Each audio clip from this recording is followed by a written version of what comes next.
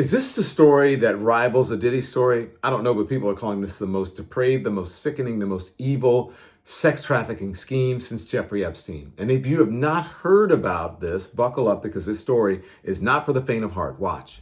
New lurid details emerging from a federal indictment against two prominent real estate brokers arrested now in Miami.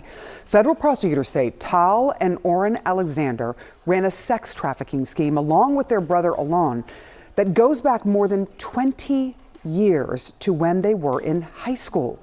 According to court filings, the brothers would plot assaults well in advance, allegedly working with party promoters to find victims and pooling their resources to pay for the women's travel expenses.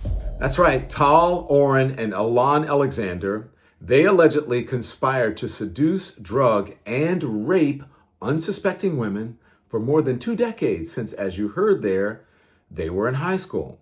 Now, while you were out studying for an exam, the SATs, or hanging out with friends at Friday Night Lights, they were allegedly hunting their female classmates.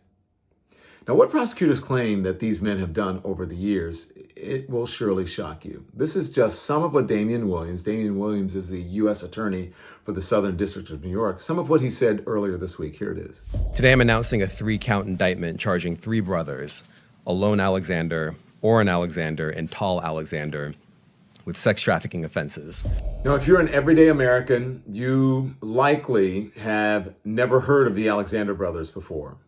They're not exactly household names. I know that. But if you live in New York, if you live in Miami, if you travel in those circles, if you work in the real estate industry, or if you're lucky enough to be able to afford a luxury apartment or a home, then you know the Alexanders. They were very successful.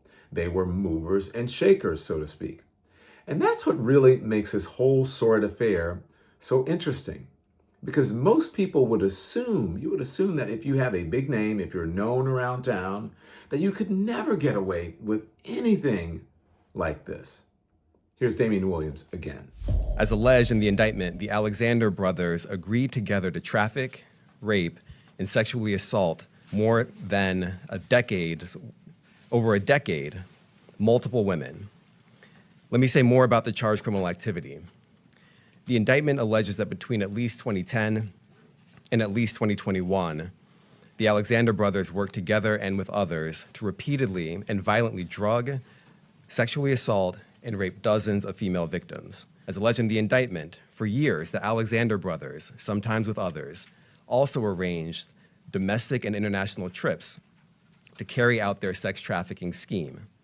To recruit and induce women to come on the trips, they provided material benefits, things like travel to vacation destinations, luxury accommodations, and access to other high-end experiences. The indictment also alleges that in advance of these events, the Alexander brothers and others procured drugs that they agreed to provide to the women, including cocaine, mushrooms, and GHB. As we allege, these drugs caused some of the women to be physically unable to fight back or to escape. If you're drugging and raping dozens of women and you're a public personality, then you think that you'd be arrested in minutes, right? But just like Jeffrey Epstein before them, it seems that these brothers, that they use their wealth and their status and their proximity to power to actually further their crimes, to actually expand their sex trafficking conspiracy. They allegedly brag to women about being elite brokers. They allegedly promised women vacations, fancy stays at high-end hotels, all sorts of gifts. And then when the women accepted, the brothers attacked them. That's what prosecutors allege. They also allege that the brothers would pool financial resources to pay for the women's travel expenses. In choosing their targets, they would allegedly share photographs of the women to, quote, select those they found sufficiently attractive to invite. That's according to the indictment. The brothers allegedly contacted the women through social media or dating apps and invited them to attend swanky events, often by purchasing their flights. They also allegedly worked with party promoters to find women to attend those events, and in advance, they would obtain cocaine, mushrooms, GHB, party drugs. During these events and trips, authorities allege that the brothers would then surreptitiously drug women's drinks. One particular trip to Tulum, Mexico, this was back in 2018, It is particularly horrific.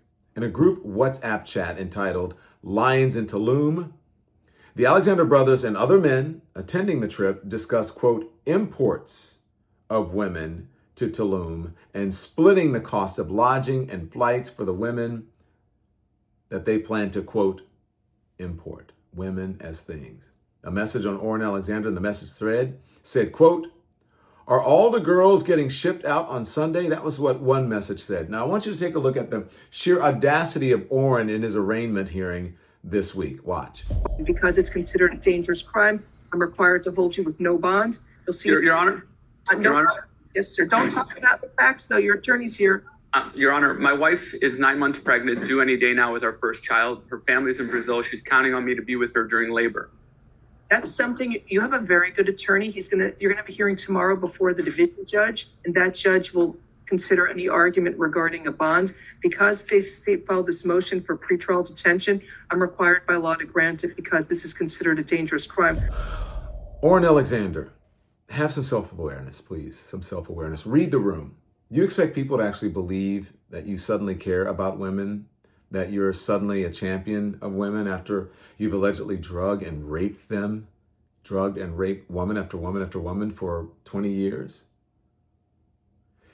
If you've done what you've alleged to have done, then I don't think you see women as humans at all. I think you see them as imports, as objects.